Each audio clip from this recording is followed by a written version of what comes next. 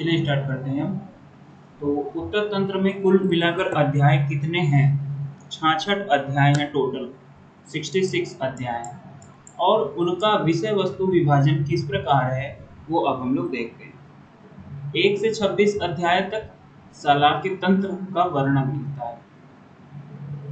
1 से लेकर सुश्रुत संहिता में 1 से लेकर 26वें अध्याय तक सलाके तंत्र मिलता है। 27 से लेकर 38 तक कौमार भृत्य यानी बालकों के रोगों के बारे में। 39 से 59 काय चिकित्सा आपको मिलेगा, यानी केसी का पोर्शन भी यहाँ से आपको मिलेगा। 62 यहाँ पर आएगा भूत विद्या। 63, 64, 65, 66 तंत्र भूषण अध्याय आपको देखने को मिलेंगे। और तंत्र भूषण अध्यायों में आपको रस भेद विकल्प स्वस्थ वृत्त, ये जो एस लिखा हुआ है RSTD, तो ये तंत्र भूषण अध्याय में स्वस्थ वृत्त वाला है। एस जो है स्वस्थ वृत्त है, टी है तंत्र युक्ति और डी है दोष भेद विकल्प अध्याय। तो ये रहेगा आपका उत्तर तंत्र का टोटल वर्गीकरण। कुल अध्याय कितने हैं? तो ये सब देखिए क्वेश्चन है। कुल अध्याय कितने हैं? 66। हाँ, पूछा जा सकता है कि उत्तर तंत्र के लास्ट चैप्टर का क्या नाम है? तो याद रखिएगा दोष भेद विकल्प अध्याय। ये दोष भेद विकल्प अध्याय। टी क्या है? तंत्र युक्ति विवेचन, स्वस्थ वृत्त विषय और रस भेद विकल्प अध्याय। RSTD ये लास्ट के तंत्र भूषण के अध्याय हैं। सलाह के तंत्र में क्या क्या पढ़ते हैं हम लोग? ऊर्ध्व जंतुगत रोग। सलाह के तंत्र की के लिए डेफिनेशन भी बताई गई है। ऊर्ध्व जंतुगत रोगों के लिए रोगाणाम, ऊर्ध्व जंतुगत रोगाणाम, ऊर्ध्व जंतुगत रोगों के लिए जैसे अब इसके अंदर का डिवीजन देखिए। 1 से लेकर 19वें अध्याय तक नेत्र रोग का विवरण मिलेगा आपको। आचार्य सुश्रुत में नेत्र रोगों का विवरण मिलेगा। 20-21 में आपको कर्ण रोगों का विवरण मिलेगा। 22 से लेकर 24 यानी 3 अध्याय नासिका रोग या नासा रोग पे डिपेंडेंट। 25 से लेकर 26वें अध्याय तक यानी 25 और 26 स्थिर रोगों का विवरण मिलता है। तो ये रही क्या उत्तर तंत्र में सलाह के तंत्र के लिए अध्यायों का विभाजन। अब बात आती है मुख्य रोगों का विवरण कहाँ पर मिलता है? सुश्रुत में मुख्य रोगों का विवरण कहाँ पर मिलता है? निदान स्थान। निदान स्थान के कौन से अध्याय में? तो 16वें अध्याय। हाँ, निदान स्थान के 16वें अध्याय में निदान 16 जो है मुख्य रोगों का विवरण मिलेगा और इसका चिकित्सा का विवरण मिलेगा। सुश्रुत चिकित्सा 22 में। तो मुख्य रोगों का अलग से विवरण आचार्य ने किया है। उत्तर तंत्र में मुख्य रोगों का समीकरण नहीं रखा है, समावेश नहीं किया है, अलग से किया है। निदान 16 एंड चिकित्सा 22। बाकी ये सारे हैं 1 से 19 नेत्र रोग, 20-21 कर्ण रोग, 22-23-24 नासिका रोग, 25-26 स्थिर रोग। अब बात करते हैं हम लोग, ये क्वेश्चन आता है कि सलाह के तंत्र के प्रथम उपदेष्टा या आद्य उपदेष्टा कौन है? तो विदेह देश के राजा निमि है। आंसर रहेगा विदेह देश के राजा निमि है। अब कभी कभी क्वेश्चन में इस तरह से रहता है और ऑप्शन रहता है विदेह देश राजपति राजा, तो विदेह देश के राजा, तो वो भी आंसर ठीक रहेगा। या फिर अगर नीमी दे दिया तो नीमी भी ठीक रहेगा। तो इसमें 2 तरीके के ऑप्शन बन सकते हैं। अब हम लोग बात करेंगे वाग्भट में सलाह के तंत्र कहाँ कहाँ पर वर्णित है? उत्तर तंत्र में मतलब वाग्भट में तो वाग्भट के उत्तर स्थान में 8 से लेकर 24वें अध्याय तक आपको मिल जाएगा। वाग्भट में 17 जो है 17 अध्याय हैं सालाकी के। इसमें 8 से 16 नेत्र रोग, 17 से 18 कर्ण रोग, 19 से 20 नासा रोग, 21-22 मुख रोग, 23-24 तिरो रोग। अब यहाँ पर बात आप लोग को स्पष्ट रूप समझ में आ रही होगी कि वाग्भट ने मुख रोगों का वर्णन उत्तर स्थान में सभी सलाह के रोगों के साथ किया, लेकिन आचार्य सुश्रुत ने अलग जगह पर इसका विवरण दे दिया, मतलब मुख रोग अलग कर दिए के बताया। ये तो बात आ गई, यहाँ पर आप लोगों को देखने को मिल रहा है। अब बात करते हैं हम लोग चरक संहिता की। चरक संहिता की यदि हम लोग बात करेंगे तो थोड़ी सी बातें इसकी कर लेते हैं। तो चरक संहिता में भी सलाह के तंत्र के बारे में बताया गया है, ऐसा नहीं है कि चरक में नहीं बताया गया है, नोट इट डाउन कर लीजिएगा।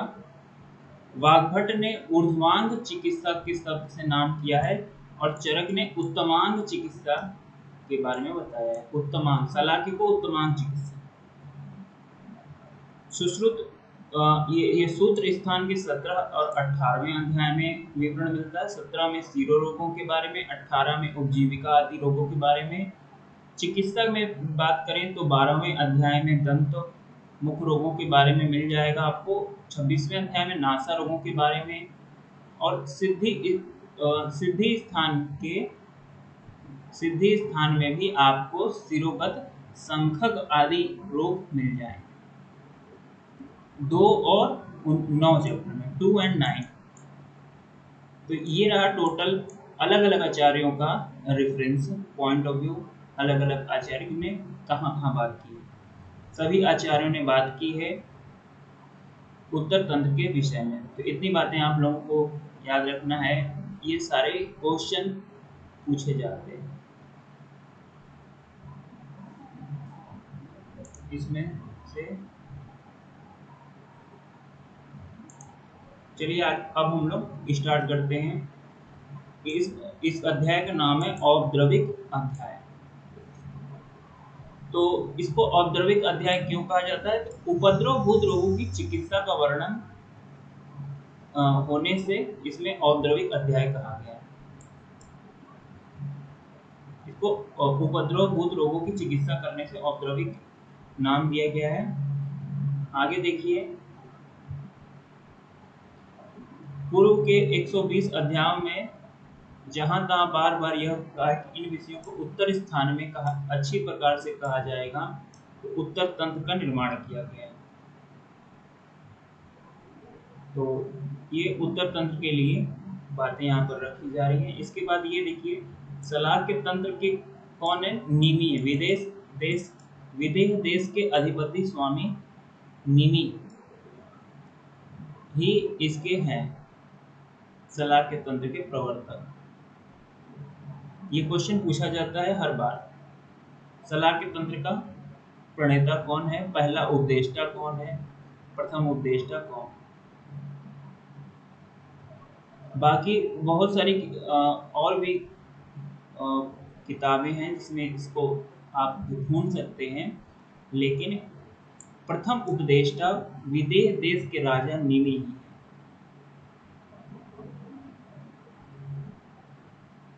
ये देखिए डेफिनेशन इसकी आ रही है। सलाक्य तंत्रम नाम ऊर्ध जत्रुगताम श्रवण वदन घ्राण आदि संस्कृता नाम व्याधि नाम उपशमनार्थम। सुश्रुत सूत्र अध्याय 1 में ये विवरण मिल रहा है। एक बात आती है कि डल्हन में जो दृष्टि विशारद यानी नेत्र रोगी, नेत्र ऑप्थोमोलॉजिस्ट को सलाकीन शब्द से बताया है। आपसे एक मैं क्वेश्चन पूछता हूँ, ये बताइए कि कितने प्रकार के सलाका यंत्र होते हैं? सलाका यंत्र कितने प्रकार के होते हैं? क्या सलाका यंत्र कितने प्रकार के होते हैं? सर 24 होते हैं, 20। 28 टाइप्स ऑफ सलाका यंत्र। अब इन शलाकाओं का यूज शलाक्य तंत्र के अलग अलग विभाग में किया जाता है। टोटल 101 यंत्र होते हैं और उसमें 28 जो है शलाका यंत्र होते हैं। तो आपको ये बात समझ में आ गई होगी कि सलाकीन शब्द डल्हन ने बताया है। ये रेफरेंस आप लोगों को याद होना चाहिए। ये बताइए ऊर्ध्वांग चिकित्सा किस आचार्य ने बोला है? वाग्भट ने। वाग्भट ने बोला है।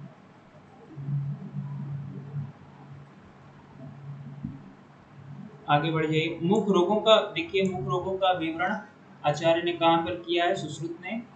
सुश्रुत निदान 16 में, सुश्रुत चिकित्सा 22 में। अब आपसे एक क्वेश्चन पूछ रहा हूँ कि वाग्भट में के उत्तर स्थान में कौन से दो अध्याय मुख रोगों के लिए हैं? 21 और 22। यहाँ पर आप देख सकते हैं फिर से 21 और 22वां अध्याय मुख रोगों के लिए विवरण में लगा हुआ है। ये वाग्भट के हैं और ये सुश्रुत के हैं।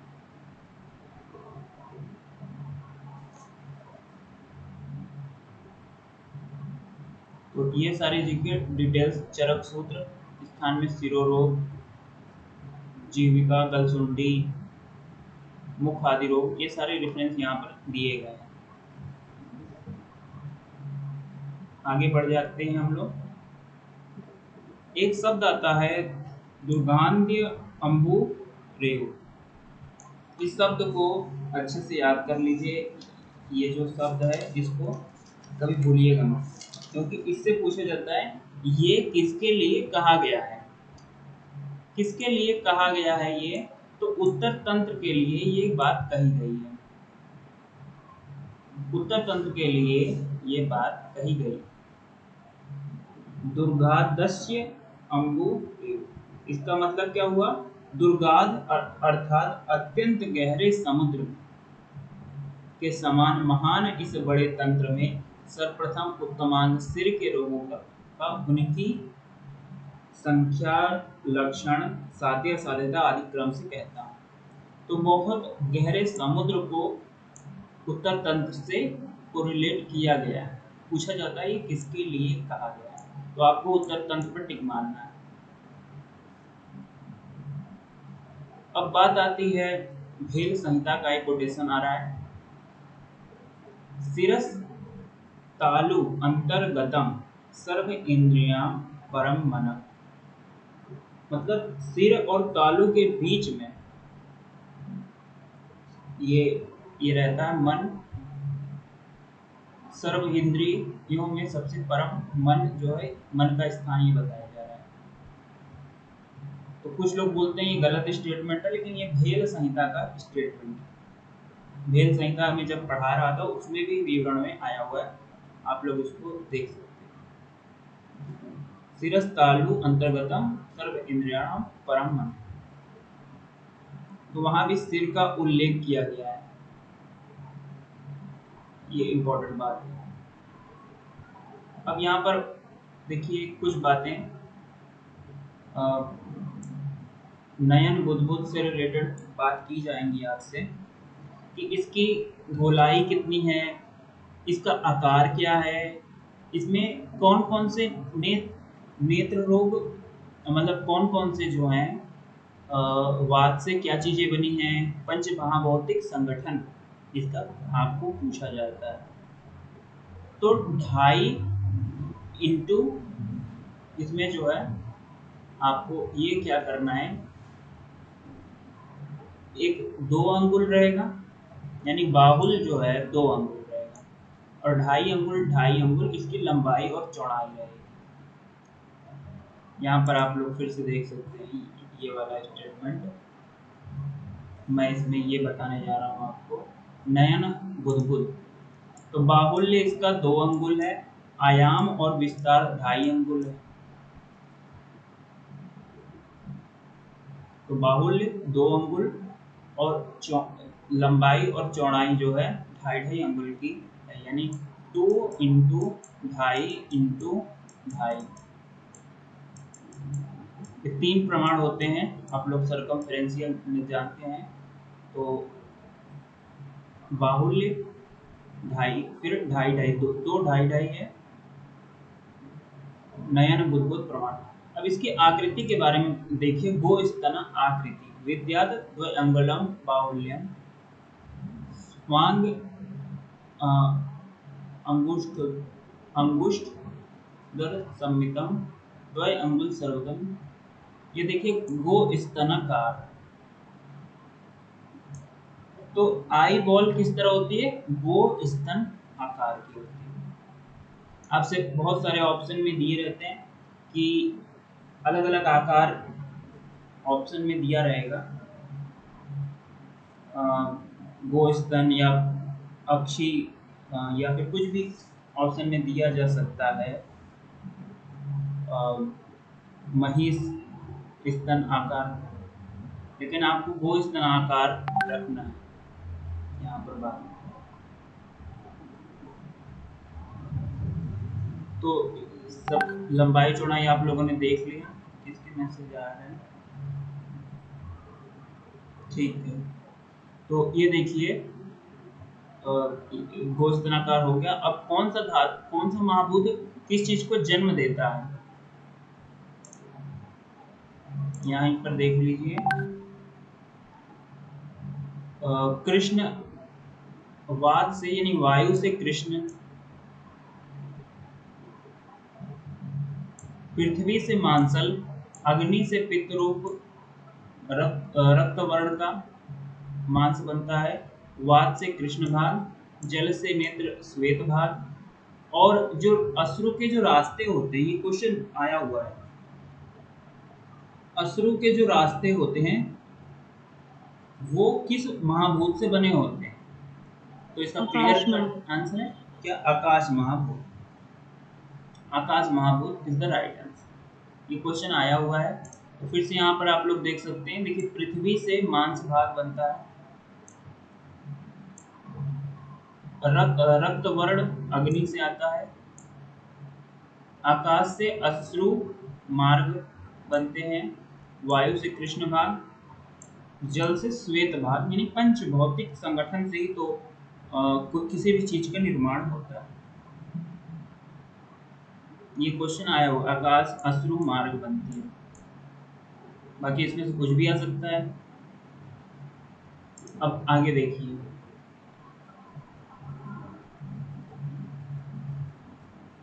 यहाँ पर कुछ क्वेश्चन यहाँ से आते हैं इस चैप्टर इस चीज़ से। तो इसमें क्या बात की जा रही है कि कुल मंडल का कितना भाग कृष्ण मंडल होता है, और कृष्ण मंडल का कितना भाग जो है दृष्टि दृष्टि मंडल होता है। तो 1/3 और 1/7 यहाँ से लेना है आपको। और एक और अध्याय है, वहां पर पिछले अध्याय में आप लोगों को बताया गया है, तो वहां पर क्या उल्टो, वहां पर कुछ और बातें लिखी हुई, उसमें 1/9 कर दिया गया, लेकिन यहाँ पर 1/3 और 1/7,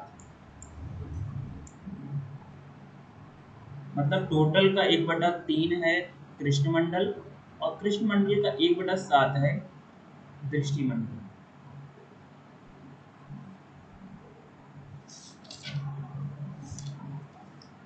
इतनी बातें आप लोग को यहाँ पर करनी। ये क्वेश्चन आते हैं। और एक और जैसे एक चैप्टर है आद्रो उपक्रमणी अध्याय, उसमें ये क्वेश्चन आया हुआ है। तो उसमें 1/9 भाग हो जाता है। ये आद्रो उपक्रमणी वाला 1/9 है, बाकी ये 1/3 और 1/7। ठीक है, इसमें कोई समस्या नहीं होगी। जैसे देखिए, जैसा नेत्र रोग के विशेषज्ञ का कथन है, नेत्र के आयाम यानी लंबाई का तृतीयांश 1/3 कृष्ण मंडल कहा जाता है। कृष्ण मंडल का 7वां भाग दृष्टि होती है। तो कॉर्निया एंड पिपिल से रिलेट किया जा रहा है यहाँ पर।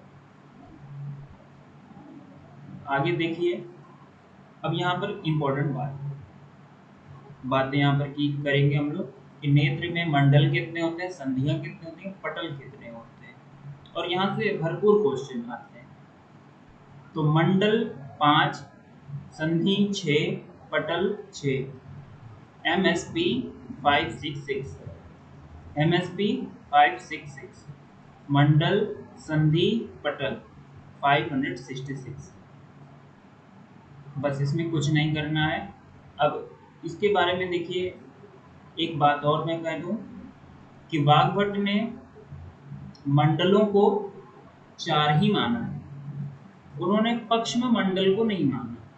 पक्ष्म मतलब होता है सर्कल ऑफ आई लैसेस, यानी जो हमारी आंखों के ऊपर, आंखों के आसपास जो बाल होते हैं उसको नहीं माना वाग्भट ने। वाग्भट ने 4 मंडल माने। अब यहीं से आपको फंसाना शुरू किया जाएगा कि इसमें कौन सा चीज कहाँ पर है, पहला मंडल कौन सा है। तो पक्ष मंडल तो माना ही नहीं, तो पहला मंडल वाग्भट के अकॉर्डिंग वर्तम गत मंडल हो जाएगा। इसको और अच्छे से समझने के लिए ये चार्ट आप लोग देख सकते हैं।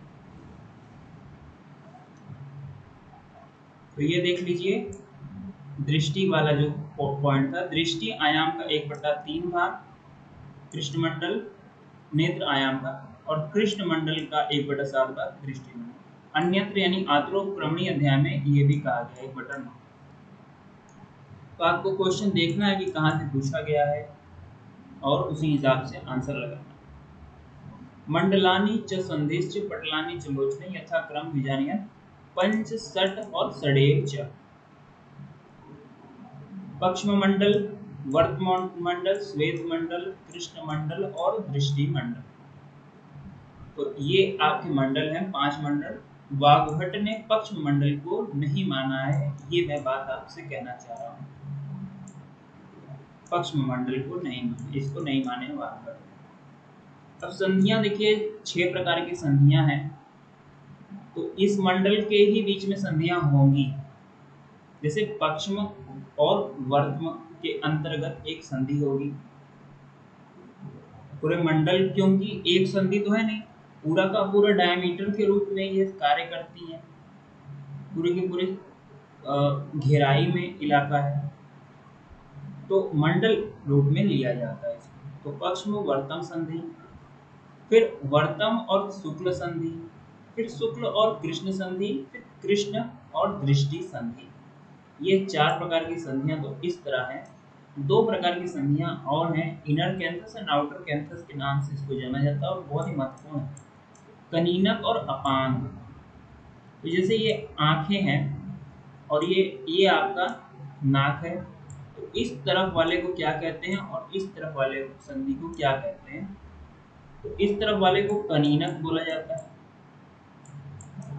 और इस तरफ वाले को अपांग बोला जाता है। ये आपसे पूछा जा सकता है और पूछा जाता भी है, क्वेश्चनों में आप लगाएंगे तो ये आपसे पूछा जाएगा। एक क्वेश्चन मैं आप लोगों से पूछना चाहता हूँ यहाँ पर कि नेत्र के मांसल भाग का निर्माण विशेष रूप से किस महाभूत से होता है। पृथ्वी महाभूत। हाँ, बिल्कुल सही जवाब है, पृथ्वी महाभूत। एक और क्वेश्चन, सुश्रुतानुसार नेत्र बुदबुद का आकार क्या होता है। गोस्तनाकार, मत्स्याकार, शंखाकार, गोस्तनाकार। बिल्कुल सही है। आगे देखिए एक और क्वेश्चन, नेत्र बुदबुद के अश्रु मार्ग के निर्मापक महाभूत होते हैं। आकाश में। अगला देखिए, रक्त नेत्र बुदबुद के रक्त मंडल एवं कृष्ण मंडल के निर्माण में कौन से होते हैं, यानी रक्त मंडल और अग्नि, अग्नि एंड वात रिस्पेक्टिवली। अग्नि और वायु। ये बताइए कि सुश्रुता में कृष्ण मंडल का प्रमाण होता है नेत्र के बाहुल्य का त्रिभाग या तृतीयांश, नेत्र के आयाम का त्रिभाग या नेत्र के आयाम, नेत्र के आयाम का आयाम का त्रिभाग। बिल्कुल सही बताया आपने। ये बताइए कि सुश्रुतानुसार नेत्र गोलक का बाहुल्य, विस्तार व आयाम है कितना कितना अंगुल? 2.5 नहीं, ढाई ढाई ढाई नहीं, बाहुल्य है 2 और दो, 2.5। सर क्योंकि बाहुल्य देखिए 2 है, आयाम विस्तार 2.5 है। हाँ, जो बाहुल्य दो क्यों है, क्योंकि देखिए बी जो है दूसरा लेटर है, तो दो ही होंगे इसके अंगुल। रीजन रिपीट कर दीजिए सर। रीजन मतलब एक ट्रिक बनाई गई है, बाहुल्य ABCD में ये दूसरे नंबर पे आता है, तो बाहुल्य 2 हो जाएगा, बाकी दोनों ढाई ढाई हैं, जैसे विस्तार और आयाम। ये बताइए, दुर्गाद्यस्य अम्बु धेरेयु यानी समुद्र के समान अत्यंत गहरा क्या है? सूत्र उत्तर स्थान, तंत्र। चिकित्सा स्थान, शारीरिक स्थान, उत्तर तंत्र। उत्तर तंत्र। उत्तर तंत्र है। सलाक्य तंत्र के प्रणेता आचार्य कौन है? विधि देश के निमि। विदेह अधिपति नीमी।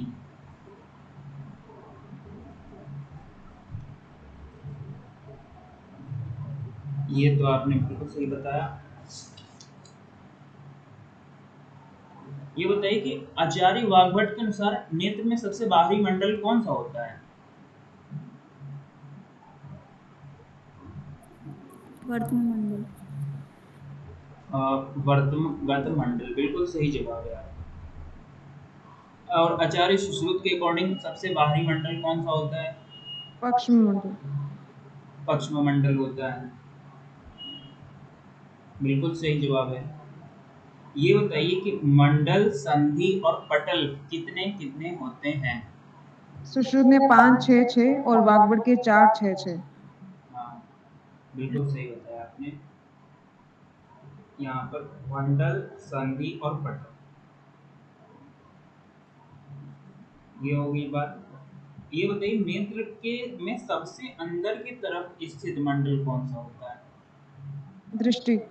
दृष्टि मंडल होता है। एक और क्वेश्चन, दोनों वर्तमों के मिलने से नासा की ओर बनने वाली नेत्र की संधि क्या कहलाती है? कनीनक संधि। कनेक्ट। हाँ, कनीनक संधि, क्योंकि नासा की ओर देखो कनीनक संधि बन रही है।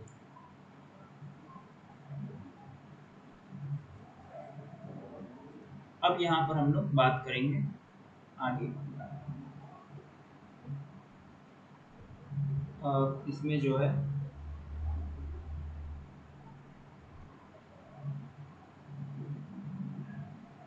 ये पक्ष हो गया। ये पटल के बारे में यदि बात करें तो ये जो 4 पटल हैं, इसी 4 पटलों में एक रोग होता है जिसका नाम है तिमिर नामक रोग, इसमें होता है। इसमें इन दोनों पटलों में नहीं होता, ये आपको भी बताया जाएगा।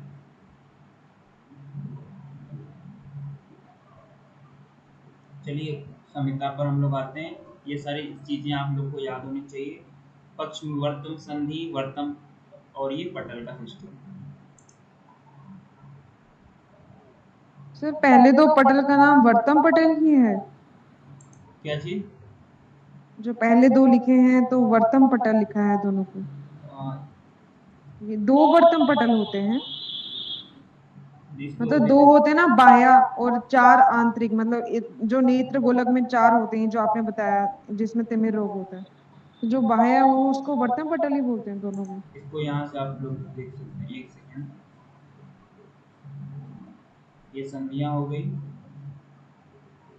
और ये 6 पटल हो गए, 2 वर्तम पटल, जी सर, 2 ही 2 होते हैं। वर्तम पटल और 4 अक्षी गोलक। 4 अक्षी गोलक होते हैं और 2 वर्तम पटल होते हैं। अब इसी 4 अक्षी पटल में ही क्या स्थित होता है? एक रोग स्थित होता है, तिमिर रोग। तिमिर नामक दुखदायक रोग होता है। अब इसमें कौन कौन से महाभूत इन्वॉल्व है, पटलों में कौन कौन से महाभूत इन्वॉल्व है उसके बारे में देखते हैं। इन 4 पटलों में से प्रथम पटल तेज व जल के आश्रित दूसरा पटल मान से आश्रित, तीसरा पटल मेद के आश्रित और चौथा पटल अस्थि के आश्रित होता है। वो जो लास्ट के चार थे उनके बारे में बात की जा रही है।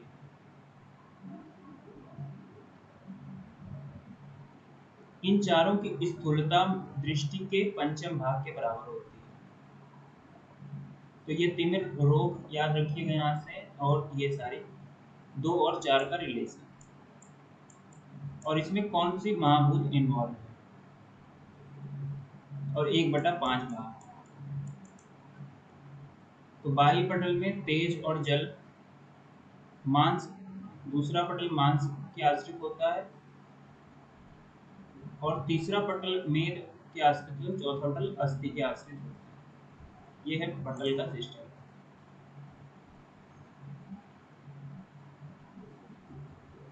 क्वेश्चन यहाँ से क्या आते हैं कि नेत्र एवं अक्षी में पटलों की संख्या होती है। नेत्र और अक्षी में पटलों की संख्या होती है 6।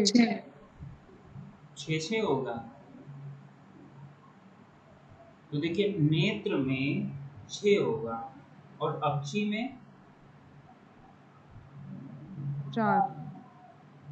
4 होगा। तो अक्षी या नेत्र गोलक है, तो अक्षी पटल 4 हो जाएंगे, नेत्र पटल 6 हो जाएंगे। ये बात आपको इम्पोर्टेंट है, याद रखिएगा, 6 और 4 का रिलेशन। तिमिर के अधिष्ठानभूत पटलों की संख्या होती है। तिमिर के अधिष्ठानभूत कितने पटल होते हैं? 4। तेजो जलाश्रित, मांसाश्रित, मेदोआश्रित, अस्थि आश्रित। अक्षी में सबसे बाह्य पटल का आश्रय होता है अस्थि। तेज और जल आश्रित। हाँ, तेज और जल, इसका करेक्ट आंसर। अगला देखिए, अक्षी का दूसरा तीसरा चौथा पटल किन धातुओं के आश्रित होता है? मांस, मेद और अस्थि। पिशित, मेद और हाँ, अस्थि। मांस, मेद और अस्थि इज द राइट आंसर। आगे देखिए, अक्षीगत चारों पटलों का बाहुल्य कुल मोटाई दृष्टि या नेत्र की कुल मोटाई का कितना होता है? 5 पंचमांश। अक्षीगत जो चारों पटल हैं उनका जो मोटाई है वो दृष्टि या नेत्र की कुल मोटाई का जो है पंचमांश होता है, 1/5। ये बात यहाँ पर लिखी जा रही है।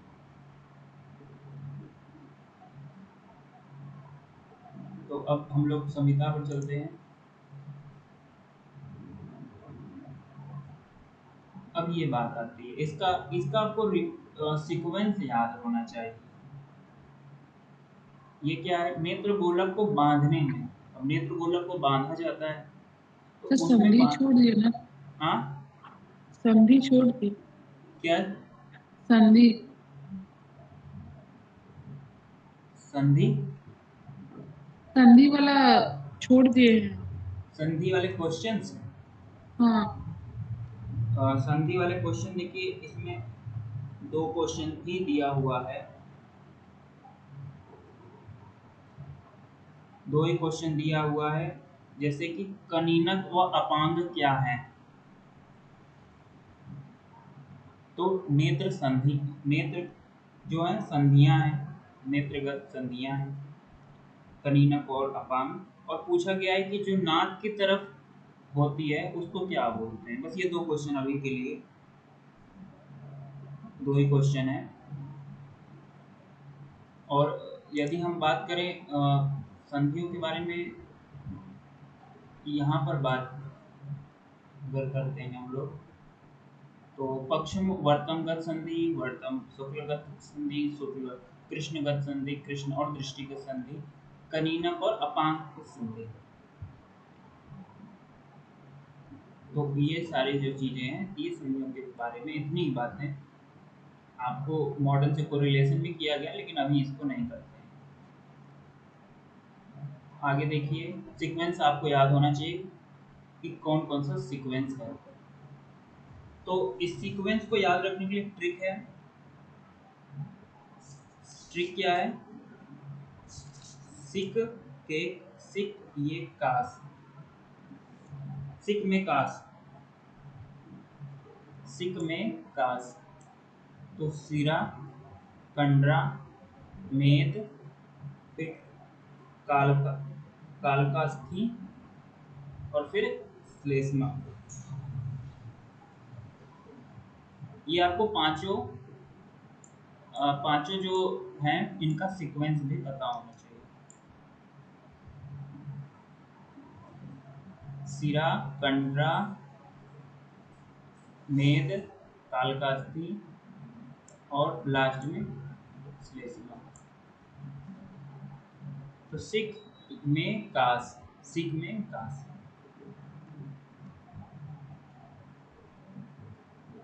आगे आ जाइए, इससे क्वेश्चन क्या आते हैं? सिक में कास से क्वेश्चन क्या आते हैं?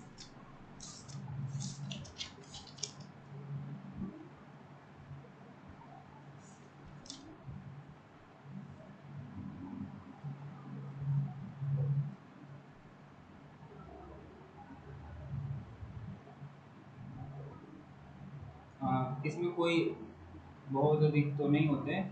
दोष किसका अनुसरण करके, ये नहीं है। कोई क्वेश्चन यहाँ से नहीं आया, लेकिन आप लोग को ये याद रख लेना चाहिए। अब यहाँ पर नेत्र के पूर्व रूप आते हैं। पैथोलॉजी ऑफ आई डिजीजेस, यानी पूर्व रूप। यहाँ पर नेत्र रोगों के पूर्व रूप, प्रीमॉनिटरी साइन एंड सिम्टम आ गए। तो तत्र अविलंब संरंभ अश्रु कंडु उपदेवत गुरु साधु जो अव्यक्त लक्षण है। तो ये सारी चीजें इसमें ससुर वर्तम कोशेषु सुख पूर्णावेच विदाहन विहन्यमानं रूपे वा क्रिया स्व अक्षी यथा पुरा दृष्टैव धीमान बुद्धेर दोषण अधिष्ठित। तो ये क्या लिखा? नेत्र में अविलता ने कलुषता, गंधलापन, सरंभ, स्व अल्प लालिमा वेदना, बार बार बार बार जो है आंखों से पानी आना, बार बार आंसू आना, खुजली चलना, स्राव होने से यानी इन्फ्लेमेशन, ये सब बातें बताई जा रही हैं। भारीपन, उष्मा, वात प्रकोप से दांत तोड़ पीड़ा, पित्त प्रकोप से लालिमा, इनका अल्प मात्रा में प्रकट हो जाना, यही इसका पूर्व रूप है। इसके कारणों में क्या बताया गया, क्या खाने से ये हो जाता है? तो इसमें सूल, जौ की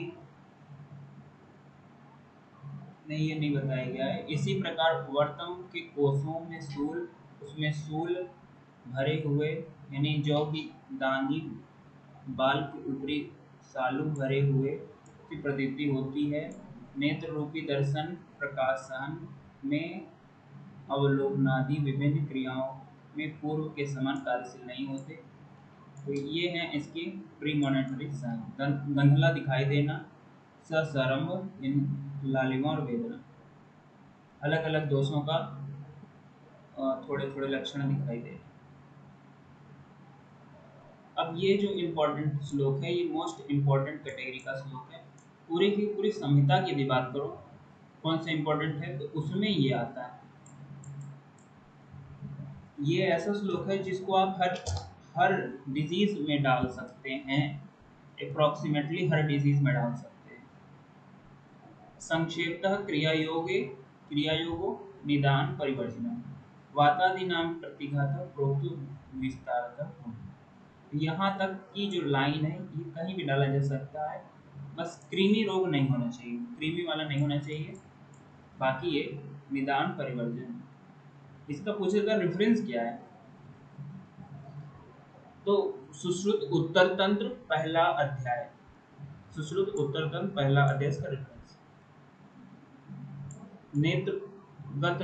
नेत्र रोग के हेतुओं के बारे में बताया है। उष्ण अभितप्त से जल प्रवेशात दूरेक्षणात् स्वप्न विपर्याच प्रसक्त संरोधन कोप शोक क्लेश अभिघाताद मैथुनाच सुप्त आरनाल। ये आपको ये वाला कोटेशन आपको याद होना चाहिए। सुप्त आरनाल अम्ल कुलथ मास निषेवणात् उद्वेग विनिग्रहाच स्वेदाद अधो धूम निषेवणाच छर्दी विघातात् वमनाति अति योगात्। वमन के अति योगों से भी हो जाएगा। वमन के वेग रुक जाने से, अधिक धूम्र करने से, अधिक पसीना आने से, नेत्रों के वाष्प, ये जो है वाष्प का वेग धारण करने से होता है। तो आपसे ये क्वेश्चन पूछा जाता है कि किन दो ऐसे हैं जिनका धारण करने से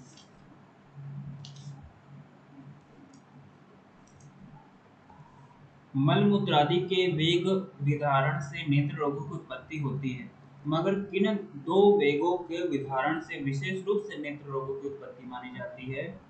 तो आपको क्या करना है, छर्दी और वाष्प यानी वमन का वेग और वाष्प यानी नेत्र अश्रु का वेग धारण करने से नेत्र रोग बहुत तेजी से हो जाते हैं।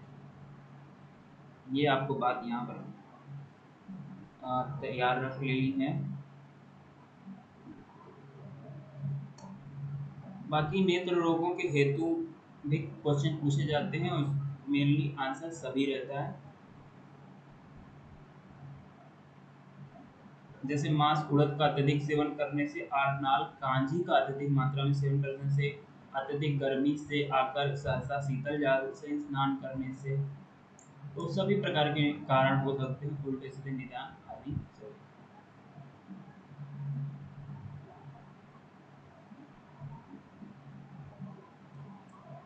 एक क्वेश्चन आया हुआ है कि संसरंभ अश्रु कंडु उद्देवत, ये क्या है? पूर्व रूप नेत्र रोग के। हाँ, ये पूर्व रूप है, नेत्र का पूर्व रूप है। जबकि ऑप्शन में आपको वातिक नेत्र रोगों के लक्षण, पैक्तिक नेत्र रोगों के लक्षण, कफज नेत्र रोगों के लक्षण ये सब आया था। ये पूर्व रूप है।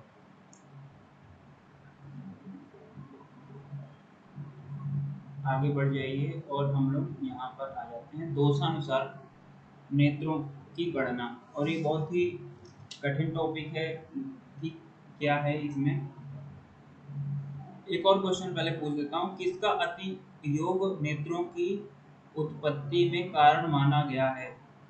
वमन अति योग। हाँ, वमन अति।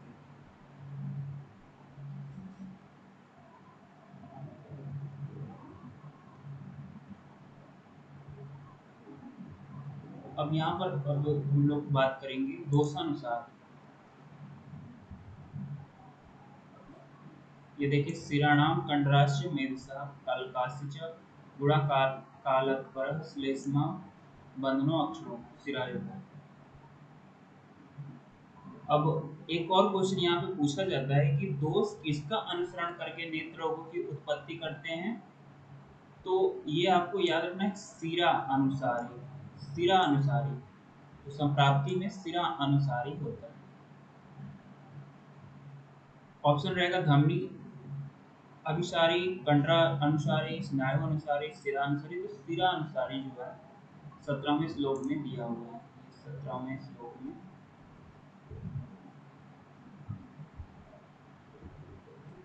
20वें श्लोक में 20वें श्लोक में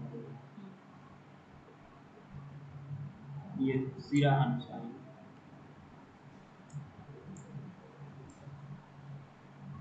आगे देखिए,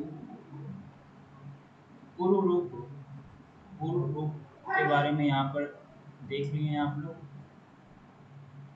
क्रिया भी संक्षेपतः क्रिया योग निदान परिवर्तन संरचना। उष्ण वितप्त से जल प्रवेशात, ये भी देख चुके हैं हेतु। अब यहाँ पर हम लोग बात करेंगे कि वातज पित्तज कफज कितने हैं। तो कुल नेत्र रोगों की संख्या यहाँ पर आप लोग एक बार फिर से देख लीजिए। चरक के अकॉर्डिंग कुल नेत्र रोगों की संख्या 4 है और 96 भी है। सुश्रुत और योग रत्नाकर ने 76 माने हैं, माधव और भाव प्रकाश ने 78 माने हैं, सारंग और वाघभट्ट ने, ये लगभग दोनों साथ में चलते हैं, 94 माने। तो सुश्रुत 76 माने, यहाँ से हम समझ सकते हैं, और वाघभट्ट ने 94 माने।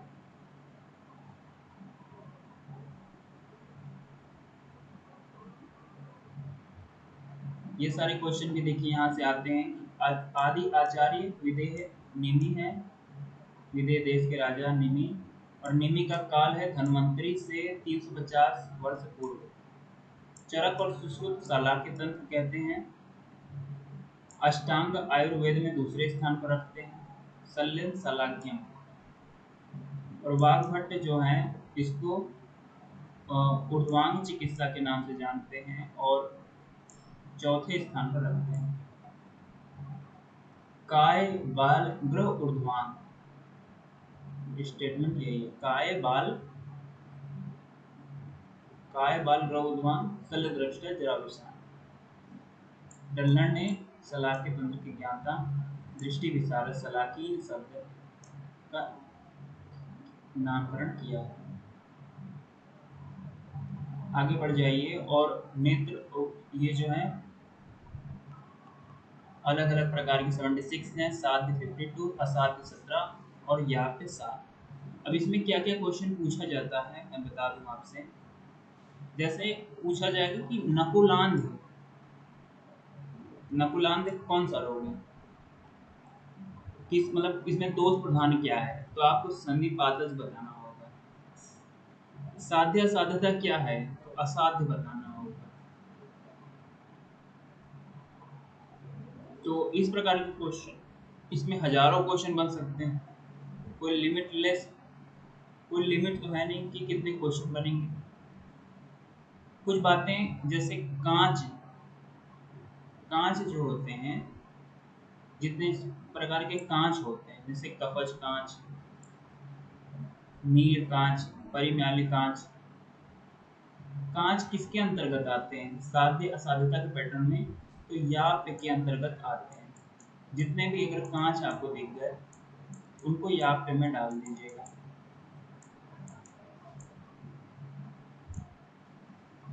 कोई उसमें एक्सेप्शनल केस नहीं है। और वही कांच अगर आश्रय अनुसार ही आ जाए तो उसको दृष्टिगत में डाल दीजिएगा। दृष्टिगत कितने होते हैं, 12 होते हैं। कांच इसी के अंतर्गत आते हैं, दृष्टिगत वाले के। और अर्म पूछते कितने प्रकार के होते हैं, 5 प्रकार के अर्म होते हैं जो कि शुक्लगत के अंतर्गत आते हैं। जैसे अगर आपसे कोई क्वेश्चन पूछते कि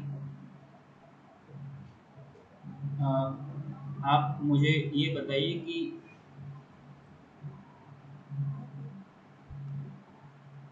अजका जात में दोष प्रधान है,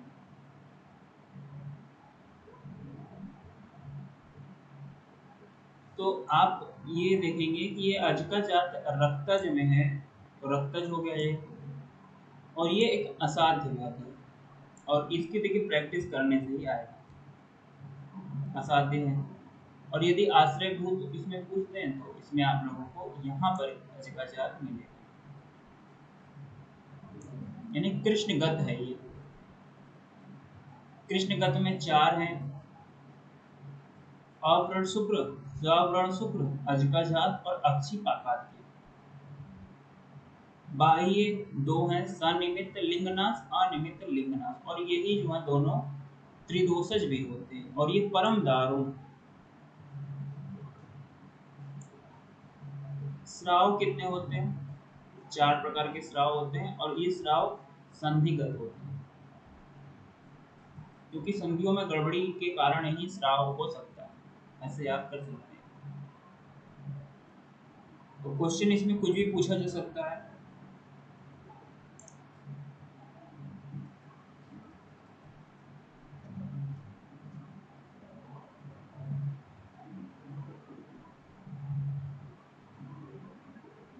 वात पित्त कफ से अलग अलग, ये देखिए वात से 10, पित्त से 10, ये सारे डिफरेंस आपको मिलेंगे बुक में भी और यहाँ पर भी।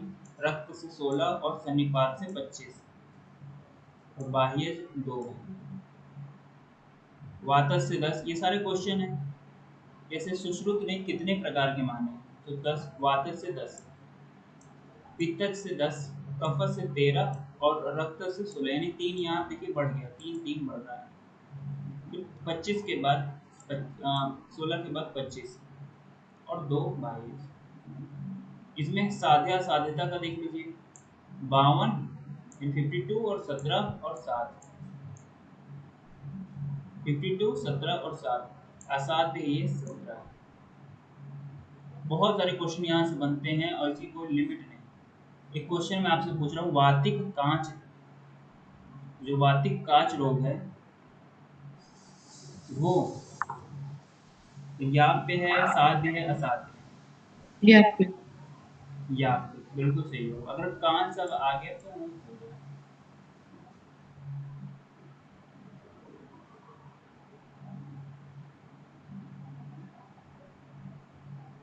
तो इतने सारी इसमें चीज़ें हैं, कुछ क्वेश्चन इसमें लगा सकते हैं आप लोग।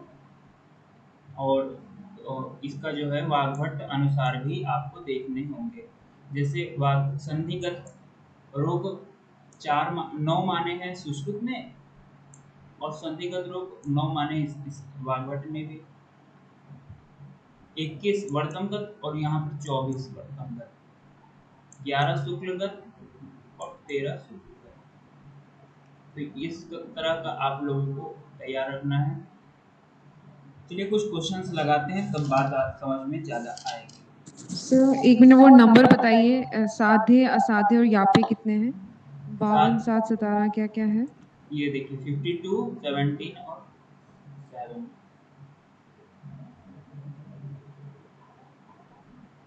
Okay sir. 17 और ये जो है 7, ये 17 7। इतनी बातें हमको तैयार होनी चाहिए। क्वेश्चनों में चलिए चलते हैं, फिर ही बात समझ में आएगी। ऐसे जो टॉपिक्स होते हैं जिसमें भर भर के याद करना रहता है, मिलाना होता है, उनमें हमें क्वेश्चन से ही तैयार हो सकता है। अभी ये भी देख लेते हैं, इसमें कुछ बचा तो नहीं है। तो ये पैतृक में बताया गया सारी चीज़ें।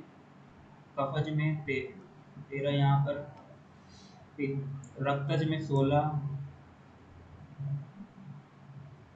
और असाध्य असाध्य भी, साध्य असाध्य भी बताया तो चला है। सन्निपातज 25। बस इतनी ही बातें यहाँ पर की गई। चलिए क्वेश्चन लगाइए, तभी कुछ समझ में आएगा। ये बताइए कि सर्वगत एवं दृष्टिगत रोगों की कुल संख्या होती है। सर्वगत एवं दृष्टिगत रोगों की कुल संख्या होती है।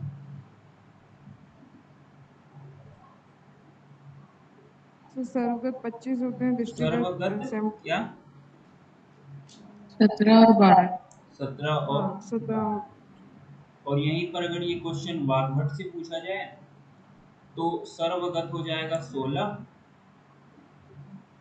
और दृष्टिगत हो जाएगा, दृष्टिगत कितना हो जाएगा 27। 27। बात क्लियर हो जाएगी यहाँ पर। तो कौन से आचार्य का पूछा जा रहा है ये भी महत्वपूर्ण है, और इसमें बहुत सारी चीजें प्रैक्टिस से ही संभव है। अगला देखिए, बाह्यज नेत्र रोगों की कुल संख्या कितनी है?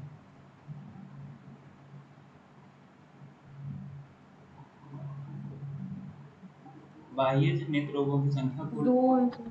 2 है। बिल्कुल सही आंसर है।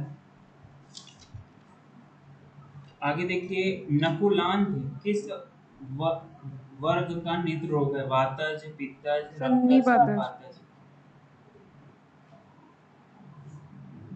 हम्म सन्निपातज। सन्निपातज रोग। तो यहाँ से आप लोगों को मिल गया। ये सब कितने कठिन क्वेश्चन हो जाते हैं अगर ये सारी चीजें नहीं याद हो।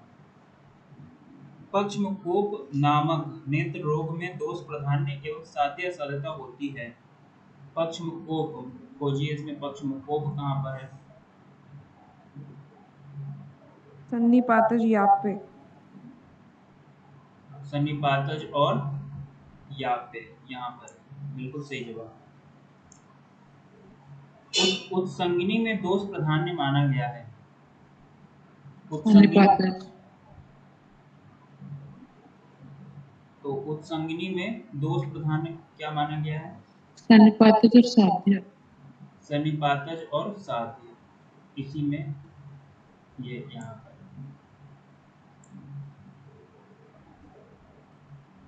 अगला क्वेश्चन देखिए,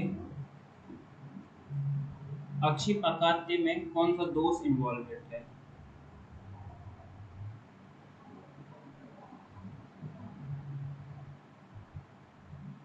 सन्निपातज असाध्य। सन्निपातक असाध्य। और ये बताइए, अक्षिपकाद्य कहाँ आश्रयगत रोग है, कहाँ का?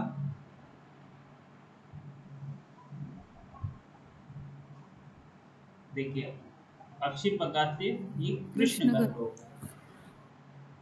कृष्णगत रोग 4 ही होते हैं, सबसे कम होते हैं बाह्य के बाद। तो ये अक्षिपकाद्य 4 मतलब कृष्णगत रोग है। एक और क्वेश्चन देखिए, सभी वर्गों के कांच रोगों की साध्य असाध्यता होती है। सुख साध्य, कृषि साध्य, याप्य, असाध्य। याप्य। कांच रोग, कांच रोग जो है याप्य। याप्य। ये बताइए, परिम्याली व नील कांच होते हैं। वातज नेत्र रोग, पित्तज नेत्र रोग, कफज नेत्र रोग। वातज। पित्तज है, देखिए पित्तज। परिम्याली पित्तज। और नील कांच। पित्तज नेत्र रोग। पित्तज नेत्र रोगों की कुल संख्या कितनी है? 10। बिल्कुल सही जवाब है। ये बताइए, नेत्र रोगों की सुश्रुतांश और नेत्र रोगों की कुल संख्या कितनी है? 76। 76। सही जवाब 76। इसको हिंदी में षट सप्तति बोलते हैं।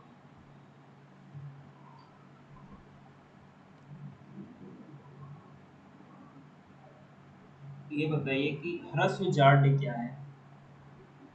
मतलब किसमें वातज है, पित्तज है?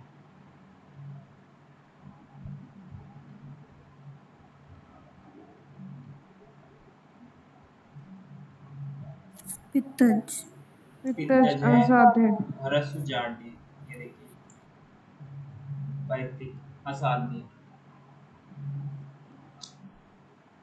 इसमें आपसे मैचिंग भी पूछा जाएगा, हजारों क्वेश्चन इसमें बन सकते हैं। रक्तज कितने होते हैं? रक्तज 16 होते हैं। यस। सन्निपातिक 25 होते हैं।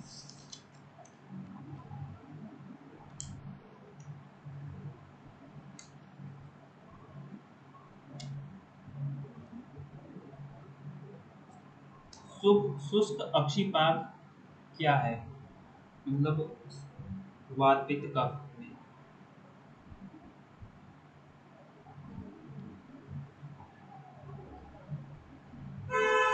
वातज। हम्म वातज साध्य। वातज साध्य, शुष्क अक्षिपाक। तो यहाँ से ये सारे क्वेश्चन आज के लिए बनेंगे और इसमें कोई क्वेश्चन बनता नहीं। मैचिंग भी आती है जैसे वर्तमगत रोग कितने होते हैं?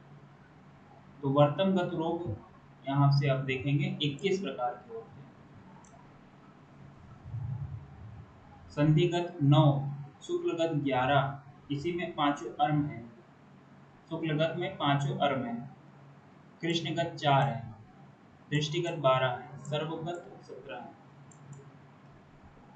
तो ये सारी चीजें यहाँ पर आपको तैयार कर लेनी चाहिए और बार बार रिवीजन करने से ही ये संभव होता है। ठीक है, थैंक यू। आज के लिए इतना ही रखते हैं। कल हम लोग इसके नेक्स्ट चैप्टर